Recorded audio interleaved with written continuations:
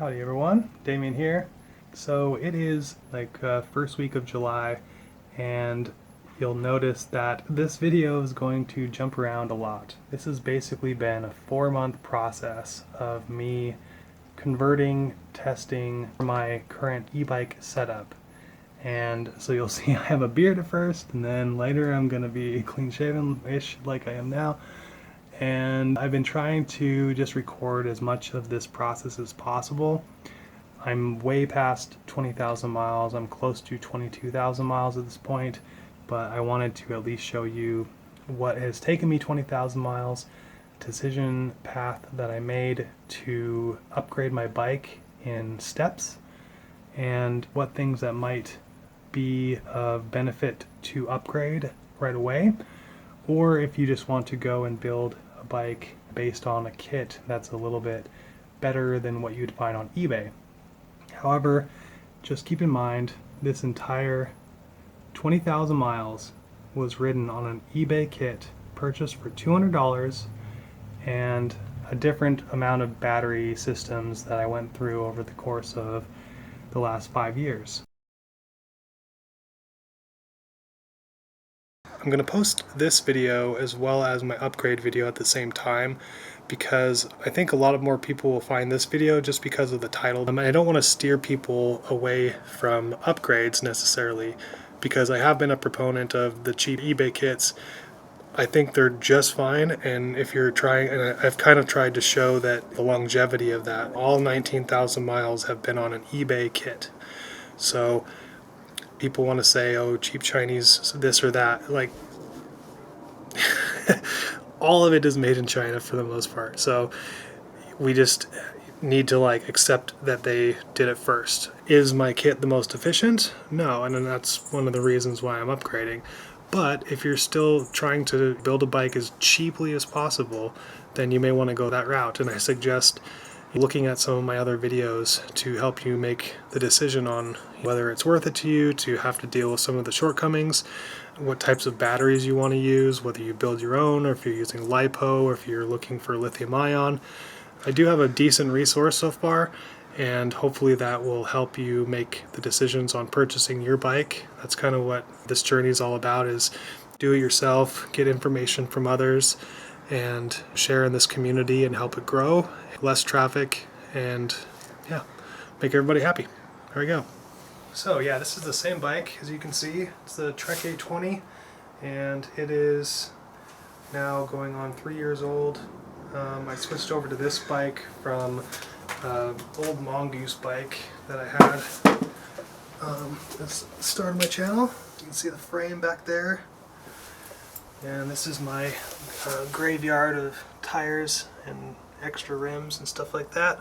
Here's a tiny handful of brake pads that I've gone through. It's mostly been tubes and stuff. That's like mainly what I've gone through. Tires, a few sets of tires. This is actually a brand new rear tire. It's the one I go through most because I have a lot of weight on my back, my bike usually. Yeah, let's actually go through the bike first. Everything is the same. I would say check out my 10,000 mile update video, and I'll go into all the components because everything is pretty much the same except for what I say here. So the only thing I've replaced since then is I replaced my fork. So now actually I can have disc brakes on here if I want to, at least front disc brakes. I just haven't done it yet. That was only because the seals were starting to go bad, and there was a super cheap Sun Tour. This is a Sun Tour also, but it's a little bit better. I don't think it's really necessary. Just an upgrade that I made because it was my last one was failing. Still got my cracked mirror. This is the cruise control module that I was talking about. It's really nice. I'm gonna miss this. That's one thing I won't have on my new setup, but I'll have auto cruise, so I hope I like that as much.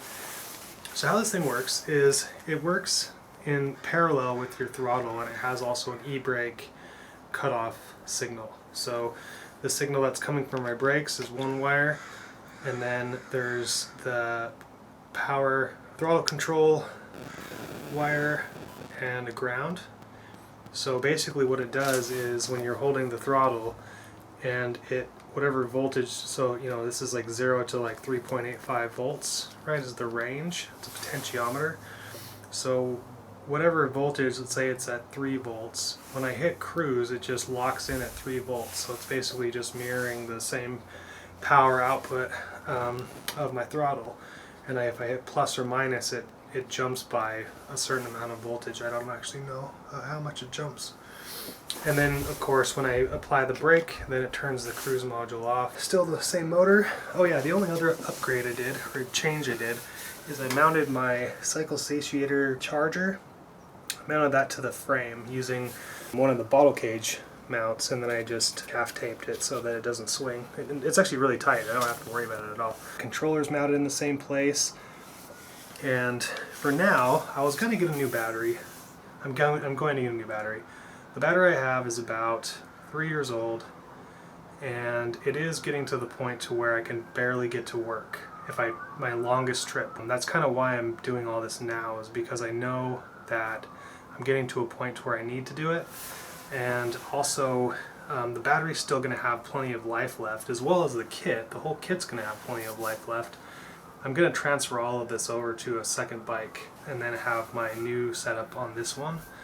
And I'm trying to decide between 2 different batteries, 2 different shapes and sizes. So anyway, I'll get into that later.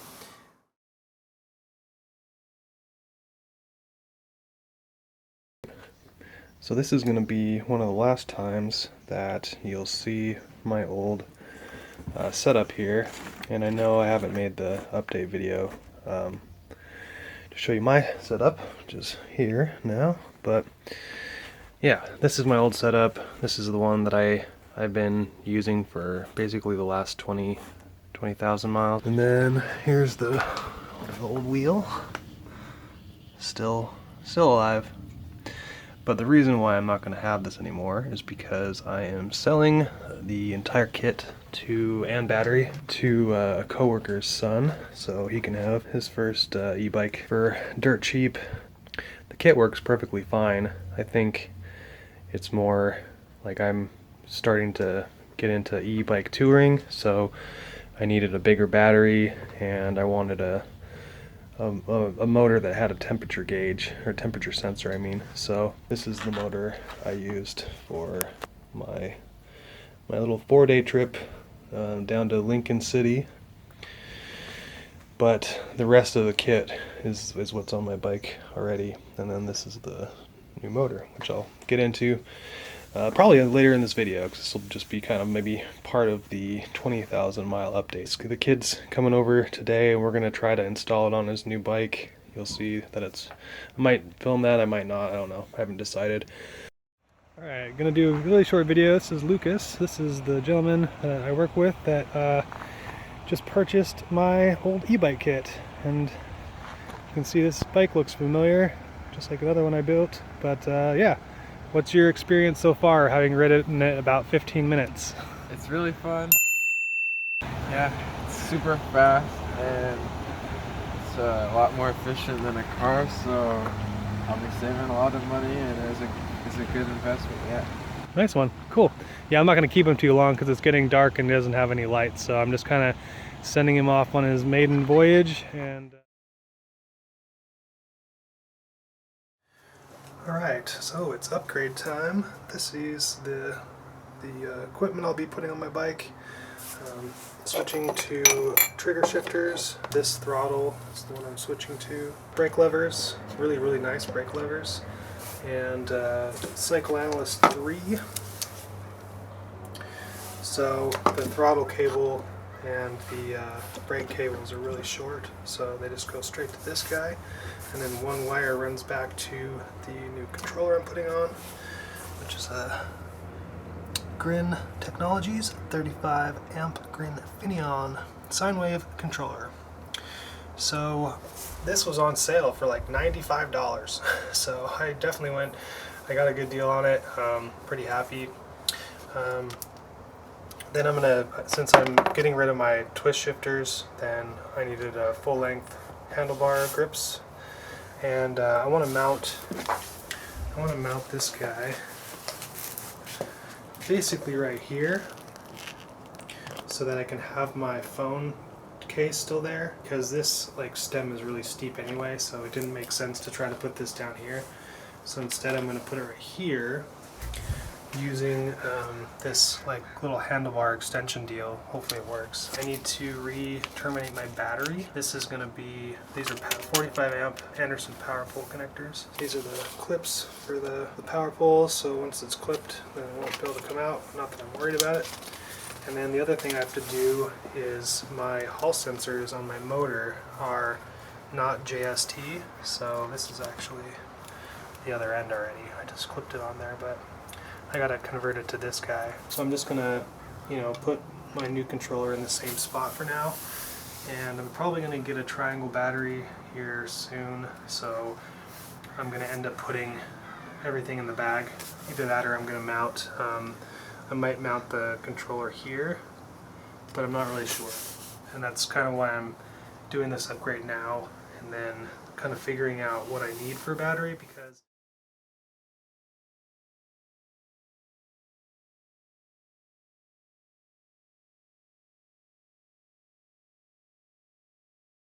so I got the power poles, the 45 amp power poles connected, and I got the JSTs wired up.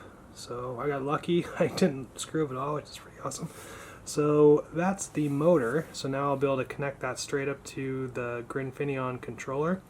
So my battery is wired with this guy. It's an XT90, and I think I'm just going to keep that, and I'm going to eliminate the fuse for now. This is a 30 amp fuse, and I want to keep everything above the, it's a 35 amp controller, so I'm just going to chop it off here and make this kind of like little adapter for now.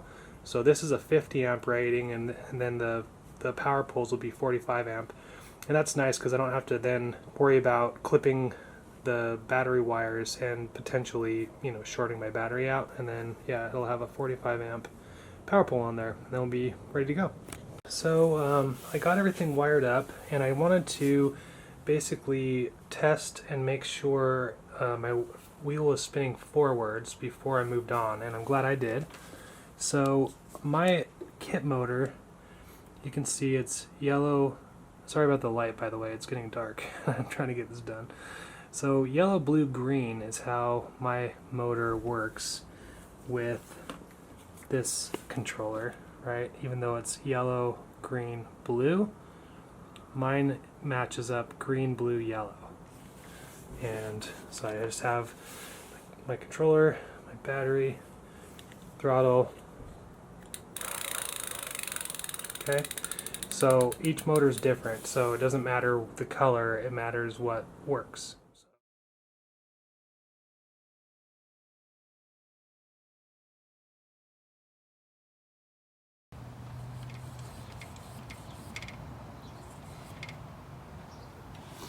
Yeah, I'll start there. It's 20 pounds. So, basically we got the battery. We're doing a testing just to make sure the phase wires and all the Hall sensor wires are matched up correctly to the colors that they're supposed to be. Whereas the old motor I had, the phase wires and the Hall sensors had to be switched around a little bit. So we've just put crimp connectors on just for testing purposes to make sure the wheel spins in the proper direction and it doesn't lock up. So if it spins forward and it doesn't make any weird noises, then we are good. And then we'll be soldering these connectors so that basically then I can just use the L10 connector from here on out and I won't have to worry about it anymore. And then we'll end up soldering the temperature sensor wires to a strand of wire that'll run up to the cycle analyst. So this is the moment of truth. You put the zoom on so I can back away. Okay, back, yeah, right. All right, so powering up the BMS. BMS is powered. Power on the battery. Okay, so far so good. Turn on the controller.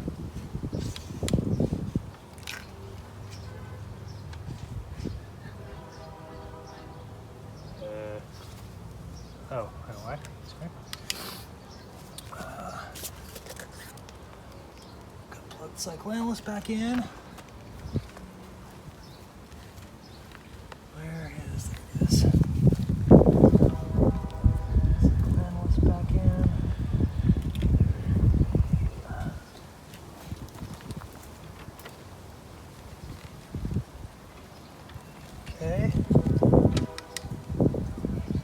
Meters on.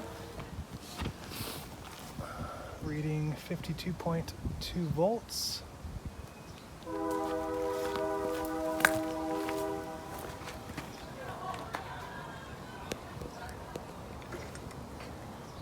Motor spins backwards. That is interesting.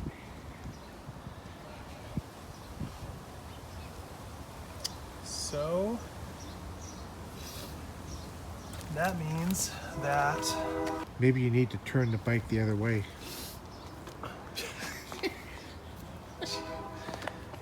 That seems pretty incredible that the color coding on the wires would be wrong. yeah, well, it's pretty common, to be honest. All the So- manufacturers do different So is it a things. problem with the way the controllers color coded the wires? Probably. No, they're like Crystal Light uses this particular kind. So this is the way I had it before. I'm assuming I didn't. I don't think I changed any of these. I think these are actually correct. So it should be green to yellow, blue to green, yellow to blue. Maybe. Let's find out. So let's disconnect these. All right. So controller side, blue to yellow.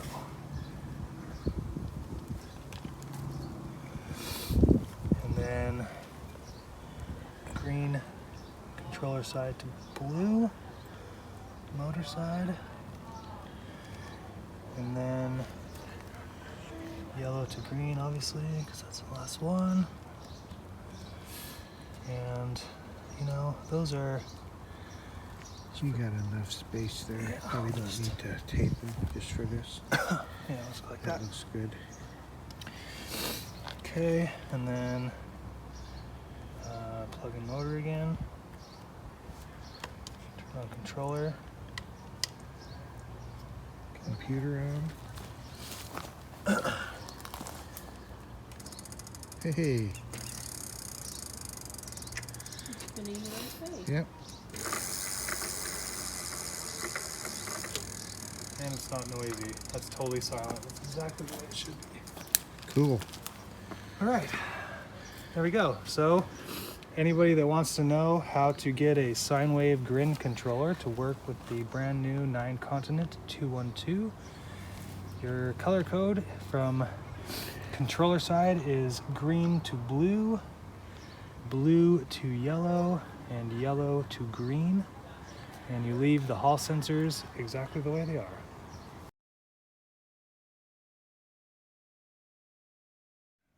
All right, finally started raining, so now I can finally record my current setup video. So, Cyclonist V3. My battery is about half full. That's my watt hours per mile. This is the current battery setup I have. It's a triangle battery made by EM3EV. That's the bag. Kind of disappointed because you can see this whole seam is separated, so I have to sew that up before I go just to make sure it's waterproof. I was able to put the controller kind of in the same place. We're basically, yeah, exactly in the same place, which is awesome. I can't put my charger on my bike anymore, but that's fine. Not worried about it. This is a 30.5 amp hour battery. At the watt hours per mile I just recorded, I will get above 100 miles per charge. If I go up a little bit more in speed, it's like around 85 miles. This is the new motor I just got, and this is what we were installing with my dad. It's a 9 Continent 212 RC motor from Grin Technologies, or like sold by Grin Technologies. So RC stands for rear cassette. So you can see this actually has an integrated cassette now, so it's not a free hub. And now it's a 7-speed again. And I have plenty of clearance using a spacer on both sides. So now I switched back over to a 7-speed. Same shifter, just a 7-speed, not a 6-speed. I gave the 6-speed to Lucas, which you saw earlier in the video. Normally, a motor is about 207 millimeters. This is 212. So they've kind of figured out that a little bit thinner and a little bit taller, it's actually a little bit more efficient. So I get about 100 Newton meters of torque now. I dialed back my computer to relieve some of the stress on the dropouts because I'm not running torque arms. This is the L10 connector, so it's just a screw-on connector. All of the cables are in here, so the 3-phase wires, all of the Hall sensor wires, and the temperature sensor are just going through this one controller, one wire running back to the back. So now it's super easy for me to take my wheel off if I need to change tubes or whatever. So new seat post. This is a luxury item for sure. This is made by a company in Washington, and you basically just choose the springs based on your weight, and this is the setup for my weight. My new motor has a temperature sensor, so I can go through and I can see my temperature, which is awesome for going up hills and stuff, and my average speed. I mean, this is the exact same setup, just a different kit, really. The whole kit is now new. So in 2 days I depart for a 2-week e-bike excursion. Purpose of this trip is to document all the charging spots along the Oregon Coast bike route and all the biker camps, because when I went on my last little trip, I found that some of them had full AC and some of them only have USB charging. So I thought it would be cool, since I wasn't able to find a resource online of the full AC charging availability. I thought it'd be cool for me to be the first person to do that. So there you go, you're welcome. Here's my gear so far. Cold panniers, a tent, wet clothing bag. I'm gonna probably take a backpack just so I can grab some food. I've been kind of shaking down my setup. Brand new motor. I did have pretty much everything else besides the motor already on my bike when I did my last little tour, and it seemed to work fine. Not that concerned about the motor, however it is brand new, so you never know like if there could be mechanical defects, but I'm hoping for the best. I'll keep an update going, and I'll definitely be recording footage. And I'm sorry I haven't put the third part of my first e-bike tour up yet. Footage is kind of scrambled. I basically ran into a bunch of rain, and then I tried a time lapse for the ride for Cape Lookout, and that didn't go well. It's crappy footage. I've been trying to do whatever I can with it with stabilization. It's just horrible, but I made it all the way there. It's kind of funny because I've been kind of going off of my old range of 20 miles or so, but that's based on an average speed of 20 miles an hour. So as you can see, now I'm down to 15.3 average speed, and I'm just using lower gear. So you can see I'm in 4th gear, right? So that's a pretty low touring, like normal touring gear maybe, we'll say, for my setup. And then 5 is when I'm kind of just cruising along. But that keeps me down in the 15 to 17 mile an hour average speed, which is going to give me 85 to 100 miles. So I thought this was a really good setup to map out this route and give you guys an idea of distances between AC charging if you're going to try an e-bike tour yourself and go along the Oregon Coast bike route. So you can kind of plan your route and not have to sit next to a gas station for 2 hours charging your bike or outside of a cafe. So that you can actually just go from hiker-biker camp to hiker-biker camp and charge that way, as long as you manage your watt hours per mile properly and what it'll take. So stay tuned, that's coming. I really appreciate you guys watching, and we'll see you later.